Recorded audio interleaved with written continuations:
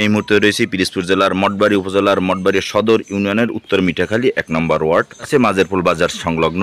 মাঝেরপোলের অত্যন্ত পরিচিত মুখ ডাক্তার জাফর মিয়ার বাড়িতে।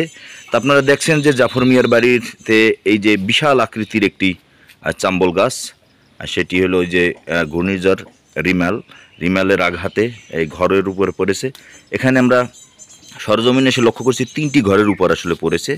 এই ঘরটি সেলিমের এবং ওই যে স্ক্রিনে যে ঘরটি দেখছেন ডাক্তার জাফর মিয়ার, এবং ওই যে সামনে যে ঘরটি রয়েছে ধলু মাস্টারের। হ্যাঁ, অর্থাৎ এই গাছের ডালের আঘাতে এই 3টি ঘরেরই ব্যাপক ক্ষতি হয়েছে।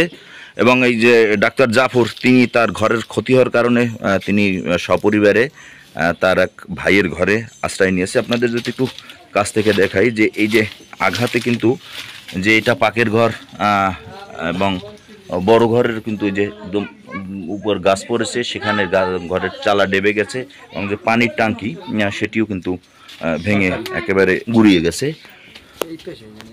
বন্যার সময় গাছ পড়ছে, চাম্বল গাছ পড়ছে এবং সুপারি গাছ, নারিকেল গাছ, অনেকগুলো ক্ষয়ক্ষতি হয়েছে। পাকের ঘর, তারপরে মানে পাকের ঘর বসত ঘর, তারপরে পানির ট্যাঙ্কি এবং খোপের ঘর এবং সবকিছু বিধ্বস্ত হয়ে গেছে। গ্রামের মেম্বার, গ্রামের চৌকিদার এবং গ্রামের চেয়ারম্যান সাহেবকে অবগত করছি। তদন্ত করতে মেম্বার সাহেব আসছিল সরজমিনে। দর্শক, আপনাদের একটু বলে রাখছি যে এই রকম যে পরিমাণের মঠবাড়ি উপজেলায় এই ডাক্তার জাফর মিয়ার মতো আসলে শত শত পরিবারের ব্যাপক ক্ষতি হয়েছে। যে ক্ষতিগুলো আসলে কাটিয়ে ওঠাটা খুব কষ্টকর। এজন্য আসলে সরকারি অনুদান ছাড়া এই সমস্ত ক্ষতি কাটিয়ে উঠতে পারবে কিনা এটা খুব কষ্টকর। তবে উপজেলা নির্বাহী কর্মকর্তা তিনি ইতিমধ্যে ঘোষণা দিয়েছেন যে সরকারের পক্ষ থেকে যথাসম্ভব প্রত্যেক ক্ষতিগ্রস্তকেই সহযোগিতা করা হবে।